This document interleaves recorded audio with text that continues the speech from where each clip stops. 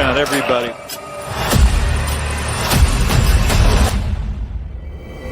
If there's one rule in the NBA that every rookie should learn, it's this one. Don't poke the bear. Whatever you do, please, just don't trash talk Michael Jordan. February 27th, 1996. Kevin Garnett was 19 years old. All energy, all swagger. Isaiah Rider was red hot, torching the Bulls for 20 points. The Timberwolves, within 6 points of the greatest team in basketball history after 3 quarters. And then, KG opened his mouth. He didn't whisper, he shouted. He hyped up Rider with Jordan within earshot. Keep going at him, he can't guard you. And just like that, Michael Jordan took it personally. Kevin Garnett was about to learn the most important lesson of his career. In February 1996, the Chicago Bulls were no longer just a basketball team. That was in the past, because they were so good that they had transcended the sport.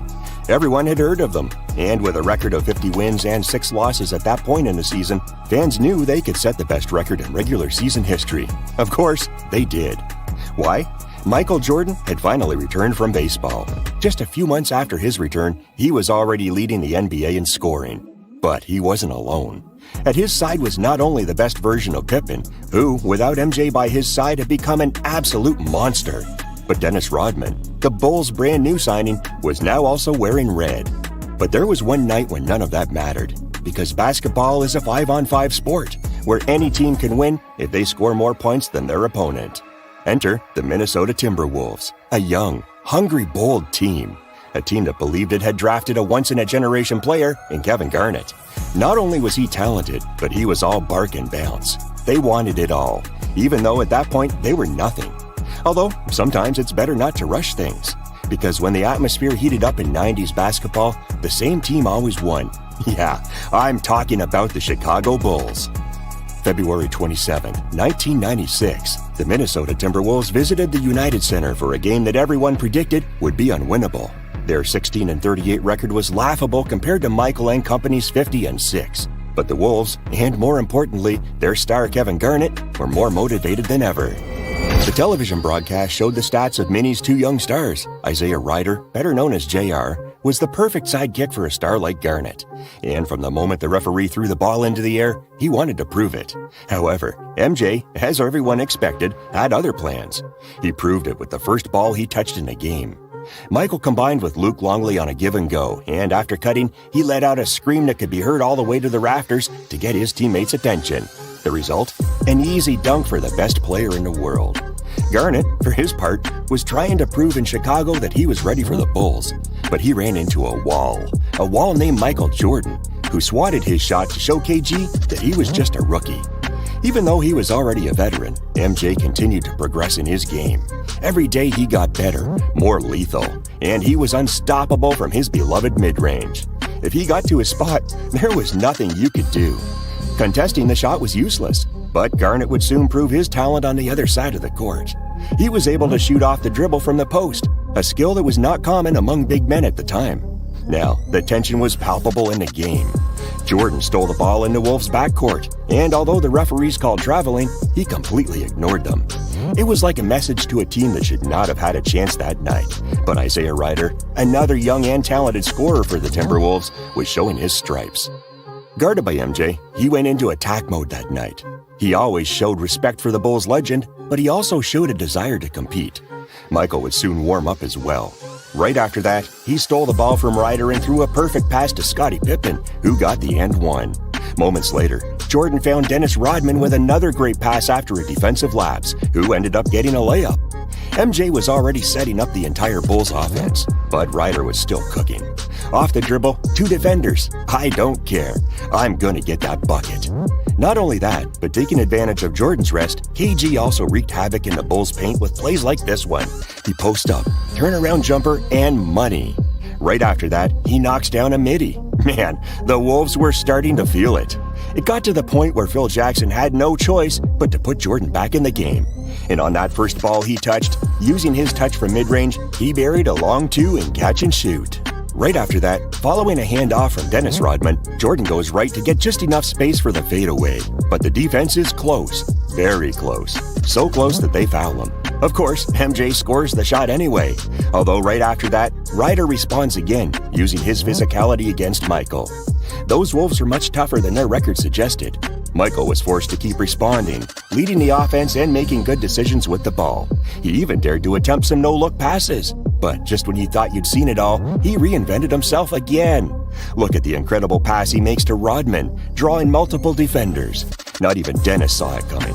On the other side, Ryder continued to attack MJ again and again.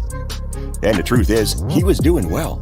But with 3 seconds left in the first half, Tony Kukoc buried a buzzer beater from 30 feet. The man passed on a wide-open Michael Jordan. And not only that, he made the shot. At halftime, however, Chicago was only up by 3 points. Jordan's efforts were only enough to keep the Bulls in the game. They needed an even better version of their superstar if they wanted to keep the W at the United Center. However, in a few minutes, something would happen that would make Michael go off. MJ came out in the second half with the same mindset, sharing the ball and throwing authentic dimes to players like Rodman, who also got the and one on this play. But man, Ryder was possessed. The Bulls assigned Scottie Pippen to him on some plays, and he couldn't stop the high-flying shooting guard from UNLV either. In fact, the Bulls also tried Harper, and it was still the same. Isaiah was on a mission, to the point that Jordan was forced to look deep in his bag to stay in the game, draining rare three-pointers from the right wing. And above all, he kept dishing out assists, like this pass to Steve Kerr, who was able to drain the corner long too. With 1 minute left in the third quarter, Michael was able to return one to Ryder with a precise fadeaway shot from 16 feet. Right after that, he knocked down yet another midi, this time from the right elbow. You could see he was starting to warm up, but 15 seconds later, Ryder would respond again with a bank layup from the low post. That said, Michael would have the last word, scoring a bank shot from 16 feet once again. Now, at this precise moment, you can listen to how Kevin Garnett lost the game without even playing the last quarter.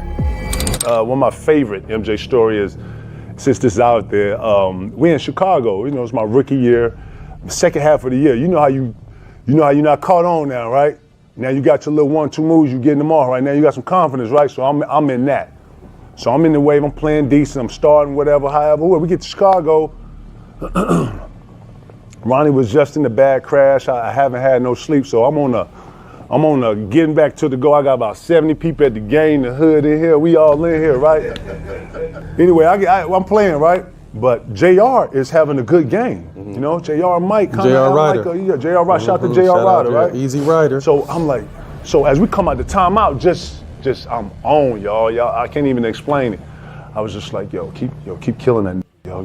Keep killing that, boning them, yo, straight up. You having a good game, Joe. Keep going. But it was on some like just fly by, like he was like, yeah, you too. So as I'm walking off, and right here, Mike can hear me, but I don't really give a fuck. So I'm like, so I double back like, yeah, man, keep killing that nigga, yo. You killing them. So as I say that, I feel it. Hands on hips, legs locked. Then look, stabbed me for about 15 seconds. Now MJ on the back leg joint, you know. Leaning on you. Like, is that right? Okay, yeah, huh? I can't even really describe the next like 6 to 7 minutes of play, y'all. In this next 6 to 7 minutes of play, y'all, we get two 10-second calls. You know, when you bring the ball up, you gotta get across half court. 2 10-second calls. We down 25 now. It was just at 2. Mike had 18. He had like 40 now. JR, myself, we ain't scored in like about 4 minutes. Then I subbed like 3 of the starters. Like it's just finally flipped. It got bad quick, yo. I come to the joint and they know this. When you come and you've been on the run, when you not got back on the floor, got back, had to rebound, and you feel like you on defense all the time, you come to the bench like this. So I was like, JR, man, my bad, dog. I'm sorry, man. I'm sorry. He like, it's cool, man. I told you, just shut your ass up, man. You know. So you got in between the Gatorade there where you like, damn, and next thing you know, we over there like this. That's it. And Mike came down. Okay, young fella. Okay, young fella. Y'all. Damn, young fella. Never talk shit to Mike ever again in life. In a way, Garnett was right. Ryder was playing one of the best games of his life against Michael Jordan. But as soon as he heard that MJ had heard the rookie's comments, he knew his night was over. Isaiah already knew that. You didn't have to trash talk Jordan. You had to keep your distance and respect him. And KG had crossed a line that he should never have crossed. Michael started the last quarter attacking like a madman, like someone possessed by his ego. And on the first ball he touches, he already draws the foul to get to the free throw line. Moments later, he draws another foul on Kevin Garnett that sends him back to the line, where he scores another 2 points. His desire to shut Garnett up was so big that he was doing everything. Look at this play. He grabs the defensive rebound himself, then brings the ball up, then stops to swish a 3 from the top of the key. The Wolves have to call a timeout. Although, realistically, it wouldn't do much good, because Michael Jordan gets the ball and something incredible happens. He's been guarded by Kevin Garnett, something that made him even more determined to score.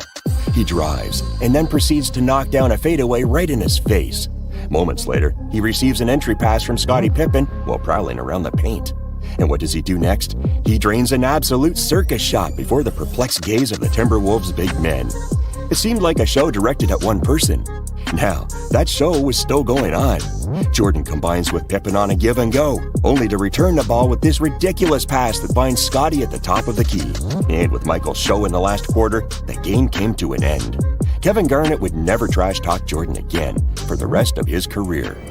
The Bulls were only leading by 6 points at the end of the third quarter.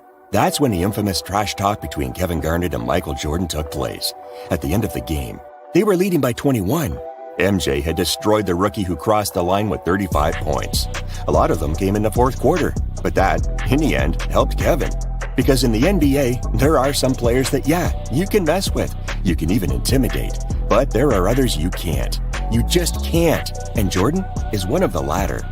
Michael and his Bulls went on to win the ring a few months later, laying the foundation for the second three-peat that Chicago would win in 2 years. Garnett, on the other hand, wouldn't play in the finals until 2008.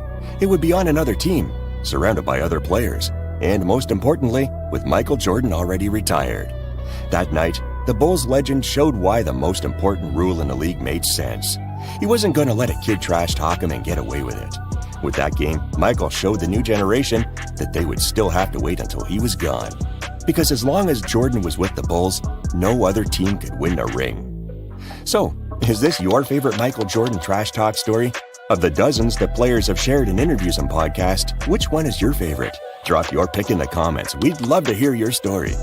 If you live for legendary breakdowns, epic rivalries, and the moments that made basketball history, subscribe to First 5 Hoops and join a community of real basketball fans. And if you enjoyed this video, don't forget to like, subscribe, and hit the notification bell to stay updated with all our latest content. Thanks for watching, and we'll catch you in the next one.